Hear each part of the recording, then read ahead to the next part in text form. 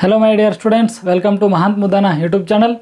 Today in this video we will discuss multiple choice questions related to heredity and evaluation chapter.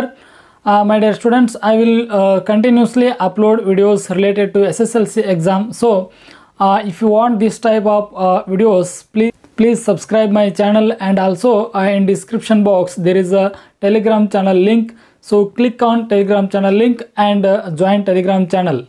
Okay, please like this video, and if you still not subscribe this channel, please subscribe and invite to your friend to watch the Mahant Mudana YouTube channel's videos. Okay, let we start discussion.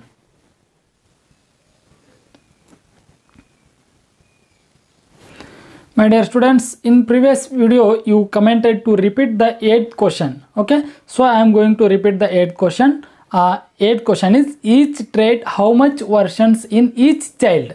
So it means what? In every human being or in every child there is a 2 versions of each trait. Andre ಒಂದು ಗುಣದ ಎರಡು versions ಇರ್ತಾವ, ಎರಡು copies ಇರ್ತಾವ. For example, if you taken height is a one trait, height is one trait. Height is one trait. Height ಅನ್ನು ತೆಗೆದುಕೊಂಡ್ರೆ ಅಲ್ಲಿ there is a 2 copies are there, or 2 versions are there. So related to height. So one version comes from the father, another version comes from the mother there. Okay, in human being 23 pair of chromosomes are there, 23 pair. In male germ cells and in female germ cells only 23 chromosomes are there, not a 23 pair, only 23. It means half amount of chromosomes are there in male and female germ cells. Andre father ದಿಂದ ಅರ್ಧ chromosomes ಬರ್ತಾವ, ಅಂದರೆ 23 chromosomes, ಮದರ್ದಿಂದ 23 chromosomes ಬರ್ತಾವ. So ಅವು ಎರಡು combine ಆಗಿ zygote form ಆಗ್ತದೆ. ಯಾವಾಗ ಜೈಗೋಟ್ ಫಾರ್ಮ್ ಆಗ್ತದೆ ಅವಾಗಲ್ಲಿ 23 ಪೇರ್ ಇರ್ತದೆ. But before in germ cells 23 chromosomes ಅಷ್ಟೇ ಇರ್ತಾವೆ. ಸೊ ಈಚ್ ಟ್ರೇಟ್, ಈಗ ಹೈಟನ್ನು ಎಕ್ಸಾಂಪಲ್ ತೆಗೆದುಕೊಂಡ್ರೆ ಅದಕ್ಕೆ ಸಂಬಂಧಪಟ್ಟಂಥ ಒಂದು ಕಾಪಿ ಫಾದರಿಂದ ಬರ್ತದೆ, ಅದಕ್ಕೆ ರಿಲೇಟೆಡ್ ಆಗಿರುವಂಥ ಇನ್ನೊಂದು ಕಾಪಿ ಮದರ್ದಿಂದ ಬರ್ತದೆ. So in each child or in each human being there is a 2 versions of trait, or 2 copies of trait are there. Okay, 2 versions ಯಾಕೆ, 2 copies ಯಾಕೆ ಅಂತ ಅರ್ಥ ಆಯಿತು, ಕ್ಲಿಯರ್ ಆಯಿತು ಅಂತ ಅಂದ್ಕೊಳ್ತೀನಿ. ಸೊ ನಾವು ಈಗ ನೆಕ್ಸ್ಟ್ ಹೋಗೋಣ.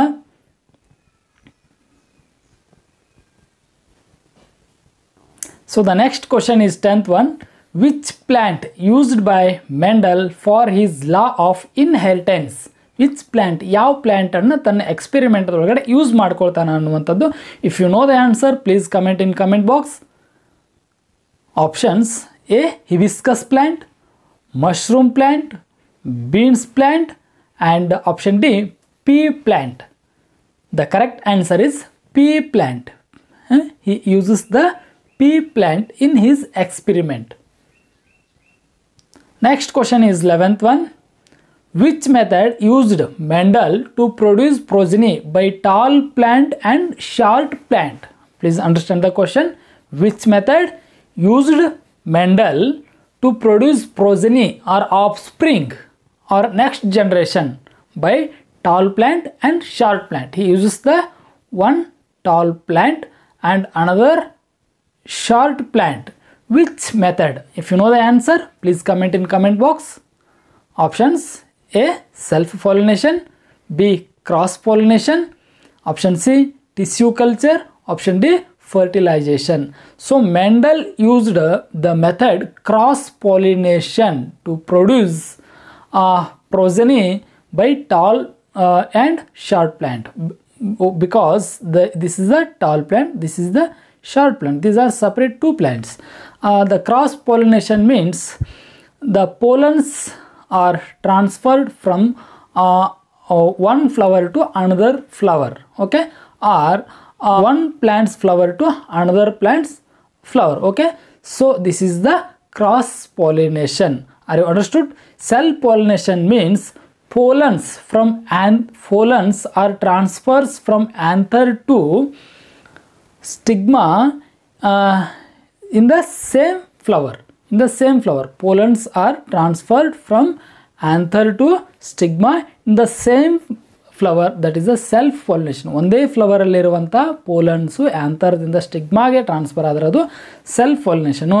ಬೇರೆ ಫ್ಲವರಲ್ಲಿರುವಂಥ ಪೋಲನ್ಸು ಆ್ಯಂಥರ್ದಿಂದ ಸ್ಟಿಗ್ಮಾಗೆ ಇನ್ನೊಂದು ಬೇರೆ ಫ್ಲವರಿಗೆ ಟ್ರಾನ್ಸ್ಫರ್ ಆದರೆ that is a cross pollination. So Mendel also used cross pollination to produce progeny by tall plant and short plant. The next question is, which of the following possible phenotypic changes in cross pollination of tall plant and short plant? Understand the question. Which of the following possible, ಕೆಳಗೆ option ಕೊಡ್ತೇನೆ, phenotypic changes in cross pollination of tall plant and short plant. ನಾವೇನು previous ಕ್ವಶನಲ್ಲಿ ಏನು discussion ಮಾಡಿವಿ ಅದೇ related ಅದ ನೋಡ್ರಿ. Cross pollination of tall plant and short plant. ಆ short plant tall ಪ್ಲ್ಯಾಂಟನ್ನು cross ಪಾಲಿನೇಷನನ್ನು ಮಾಡಿದಾಗ ಯಾವ ಫಿನೋಟಿಪಿಕ್ ಚೇಂಜಸ್ ಕಾಣ್ತದ? Phenotypic changes means physically exposed changes. Phenotypic means physically exposed changes ಅಂದರೆ ಆ ಭೌತಿಕವಾಗಿ ಕಾಣುವಂಥದ್ದು, ಅಂದರೆ ನಮ್ಮ ಕಣ್ಣಿಗೆ ಬಾಹ್ಯವಾಗಿ ಕಾಣುವಂತಹದ್ದಕ್ಕೆ ಏನಂತ ಕರಿತೀವಿ? ಫಿನೋಟಿಪಿಕ್ ಚೇಂಜಸ್ ಅಂತ ಕರಿತೀವಿ. Okay, if you know the answer please comment. Options: option A all plants tall, B all plants shorts, C half tall half short, D one is short. The correct answer is all plants tall. Why all plants tall? I will show you. See here, cross pollination between tall plant and short plant. Capital TT means tall plant, small tt means short plants. So cross pollination between tall plant, short plant. So from the tall plant, the capital T, this is the height version trait. Okay na, height traits version T is a tall. So from short plants small t comes. This is the height traits version. So in this, in the progeny T is a tall version, small t is a short version. Okay, so what is the result? The plant will be always tall because this capital T or tall is a dominant trait.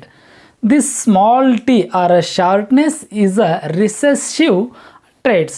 Always dominant traits will be expressed in phenotypic. ಹೌದಾ, ಭೌತಿಕವಾಗಿ dominant trait ಯಾವ್ದು ಇರ್ತದೆ ಅದು expose ಆಗ್ತದೆ. So ಯಾವಾಗಲೂ ಸಹಿತ tall plant short plant middle ನಾವು cross pollination ಮಾಡಿವಿ ಅಂತಂದರೆ ಎಲ್ಲ ಪ್ಲ್ಯಾಂಟ್ಸ್ಗಳು ಕೂಡ ಟಾಲ್ ಆಗಿರ್ತವೆ. ಬಿಕಾಸ್ ಈ ಟಾಲ್ ಪ್ಲ್ಯಾಂಟ್ನಿಂದ tall version, height related tall version ಏನಿರ್ತದೆ ಆ ಟಾಲ್ ಕಾಪಿ ಅಲ್ಲಿ ಕಾಪಿ ಆಗಿರ್ತದೆ. ಸೊ ಶಾರ್ಟ್ದಿಂದ ಶಾರ್ಟ್ ವರ್ಷನೂ ಬಂದಿರ್ತದೆ ಹೈಟ್ ರಿಲೇಟೆಡ್. ಸೊ ಹೀಗಾಗಿ ಟಾಲ್ನೆಸ್ ಡಾಮಿನೆಂಟ್ ಟ್ರೇಟ್ ಇರೋದ್ರಿಂದಾಗಿ ಸೊ ಆ ಪ್ಲ್ಯಾಂಟ್ ಯಾವಾಗಲೂ ಕೂಡ ಟಾಲ್ ಆಗಿರ್ತದೆ ಅನ್ನುವಂಥದ್ದು. ಅಂದರೆ capital T means tallness is the dominant trait. Okay, the next question 13th one.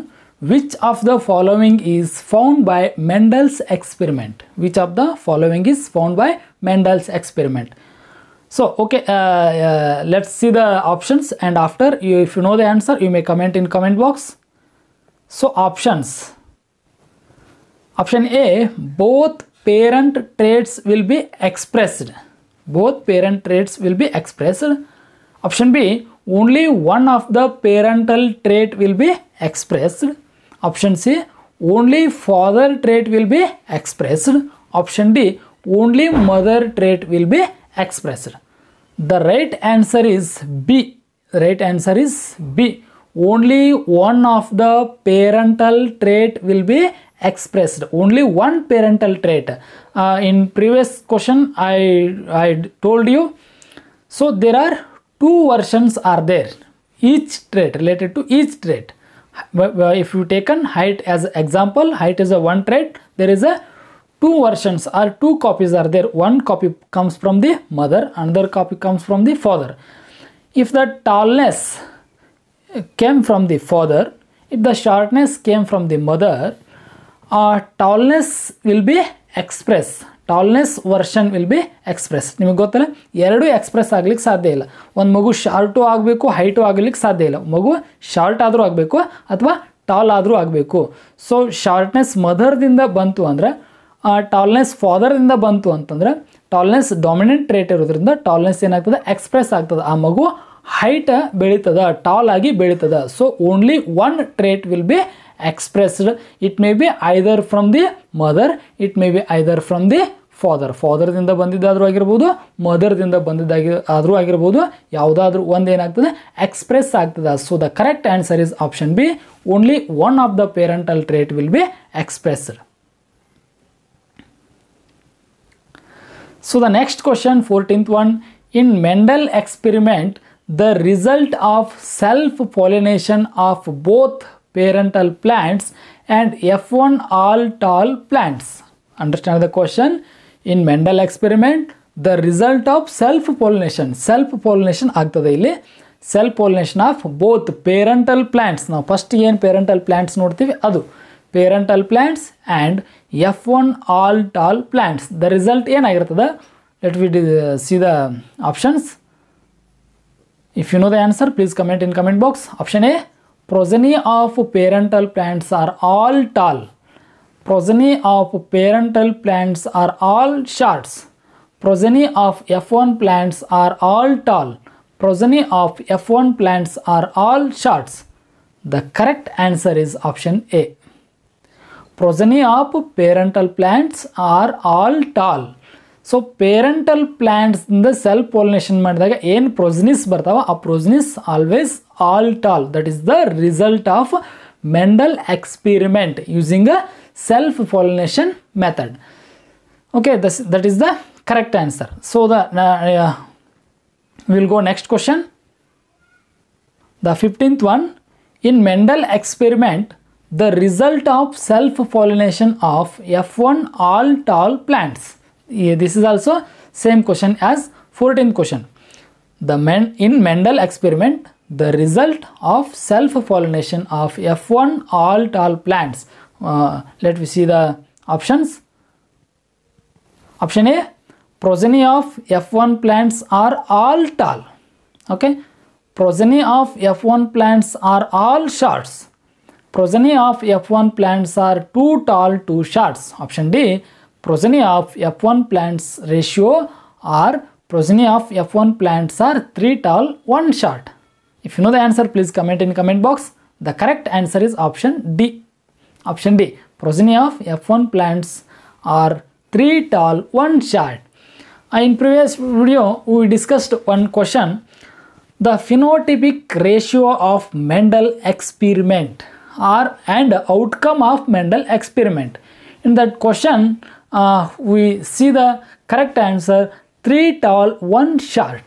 Okay, ಅಂದರೆ ಇಲ್ಲಿ F1 ಆಲ್ ಟಾಲ್ ಪ್ಲ್ಯಾಂಟ್ಸ್ನಲ್ಲ ನಾವು ಸೆಲ್ಫ್ ಪಾಲಿನೇಷನ್ ಮಾಡಿದಾಗ ರಿಸಲ್ಟ್ ಏನಾಗಿರ್ತದ ಅಂತಂದ್ರೆ ಪ್ರೊಜೆನಿಸ್ ಏನಾಗಿರ್ತಾವ, ಆಫ್ ಸ್ಪ್ರಿಂಗ್ ಏನಾಗಿರ್ತಾವ ಅಂತಂದರೆ 3 ಟಾಲ್ ಪ್ಲ್ಯಾಂಟ್ಸ್ ಇರ್ತಾವ, 1 ಶಾರ್ಟ್ ಪ್ಲ್ಯಾಂಟ್ ಇರ್ತದ. So the correct answer progeny of F1 plants are 3 tall, 1 shorts. So see 14th question and 15th question. So these both are option A and option D. In 14th question option A, in 15th question option D. These are the result of the self pollination of both parental plants and F1 all tall plants. Parental plant self pollination result to progeny of parental plants are all tall. So self pollination of F1 all tall plants result is option D, progeny of F1 plants are 3 tall, 1 short. My dear students, are you understood? If you till not like the video, please click on like button. So the next question, 16th one, how much copies of genes controlling traits are present in sexually reproducing organism? My dear students, please remember or recall 8th question. This question also same as the 8th question. How much copies of genes controlling traits are present in sexually reproducing organism? If you know the answer, please comment in comment box. Options: option A 2, option B 3, option C 4, option D 6. The correct answer is option A 2. Two copies of genes controlling traits are present in sexually reproducing organism. In sexually reproduction involves two individuals. One is male, another one is female. So one copy comes from the mother, another copy comes from the father. So there is a two copies of genes controlling traits are present in sexually reproducing organism. Next question, 17th one. Which of the following is possible genotypic ratio and outcome of Mendel's experiment? Please understand, which of the following is possible genotypic ratio and outcome of Mendel's experiment? This question also same as a phenotypic ratio and outcome of Mendel's experiment, but the answer is different. I will show you how. The ratio, okay, if you know the answer you can comment, or after seeing options you can comment. Option A 1:2:1, option B 2:1:1, option C 1:1:2, option D 3:1. The right answer is option A 1:2:1. This is the genotypic ratio. My dear students, don't confuse. The phenotypic ratio is D 3:1. That is the phenotypic ratio. Understand? Phenotypic ratio means physically expressed ratio. So please see this picture. In this picture there are three tall plants are there. Three tall plants are there. Only one short plant is there. So this is the physically expressed. So 3 tall ಆಗಿರುವಂತದ್ದು physically ನಮಗೆ ಕಾಣಿಸ್ತಾ ಇದೆ. 3 tall ಆಗಿರುವಂತದ್ದು ಕರೆಕ್ಟಾ? 1 short ಆಗಿರುವಂತದ್ದು ಸಹಿತ physically ನಮಗೆ ಕಾಣಿಸ್ತಾ ಇದೆ. So physically expressed trait ratio is 3:1. That is the phenotypic ratio. What is genotypic ratio? Genotypic ratio means genotypic or genes ratio. Okay, look at here. See here. So there are 3 tall plants are there, but in each plant, see here, in first plant see TT, capital TT. So in first tree there are 2 copies of height trait is there. Both versions or both copies are tallness, are tall. TT, capital T, capital T, capital T. In next plant, that is also height plant, but adrallu nodri enada, one is tall, another one is tall version, another one is a short version, capital T, small t. Idralli genes enada, ಒಂದು tall ada, ಒಂದು short ada. Okay, next plant anna nodri, alliyu kuda enada, one is tall, another one is short. It means one capital T ada, another one is small t ada. Okay, ಆದರೂ ಸಹಿತ physically ಏನು express ಆಗ್ಯದ ಅಲ್ಲಿ tallness express ಆಗ್ಯದ. ಇನ್ನು ನಾಲ್ಕನೇದು ನೋಡ್ರಿ, ಇಲ್ಲಿ ಶಾರ್ಟ್ ಪ್ಲ್ಯಾಂಟನ್ನು ನೋಡ್ರಿ, ಇಲ್ಲಿ both copies are shorts, small T. So the physically expressed trait is a short. So this is the genotypic ratio. So both copies tallness ಇರುವಂಥದ್ದು ಒಂದೇ ಪ್ಲ್ಯಾಂಟ್ ಅದ. ಜೀನ್ಸ್ ನೋಡ್ರಿ, ಜೀನ್ಸ್ ಕರೆಕ್ಟಾ? ಸೊ ಒಂದು ಕ್ಯಾಪಿಟಲು ಒಂದು ಸ್ಮಾಲ್ ಟಿ ಇರುವಂಥದ್ದು, ಅಂದರೆ ಒಂದು ಟಾಲ್ನೆಸ್ ವರ್ಷನ್ ಇನ್ನೊಂದು ಶಾರ್ಟ್ನೆಸ್ ವರ್ಷನ್ ಇರುವಂಥವು ಎಷ್ಟು ಅದಾವ? 2 ಅದಾವ. ಕರೆಕ್ಟಾ? 2 ಅದಾವ ನೋಡ್ರಿ.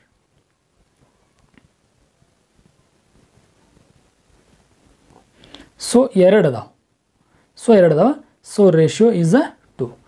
Then next the shortness, both copies or shortness ಇರುವಂಥ ಪ್ಲ್ಯಾಂಟ್ ಎಷ್ಟದ? 1 ಅದ. ಸೊ ಜೀನ್ಸ್ ನೋಡ್ರಿ, ಹೌದಾ? 1 ಅದ.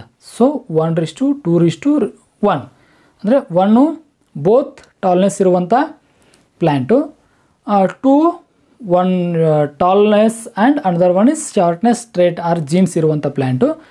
ಇನ್ನೊಂದು ಅಂತಂದರೆ both shortness trait or shortness copy ಇರುವಂಥ ಒಂದು plant. So genotypic ratio is 1:2:1. Phenotypic ratio is a 3:1. Okay, understood? If you understood, please comment.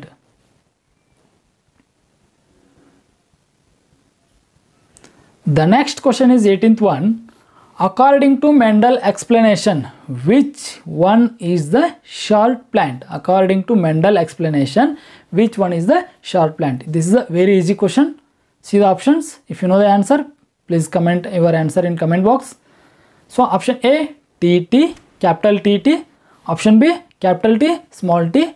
Option C, small t, small t. Option D, none. According to Mendel explanation, which one is the short plant? The C is the short plant. Okay, C is the short plant. Option A, capital T is the tall plant.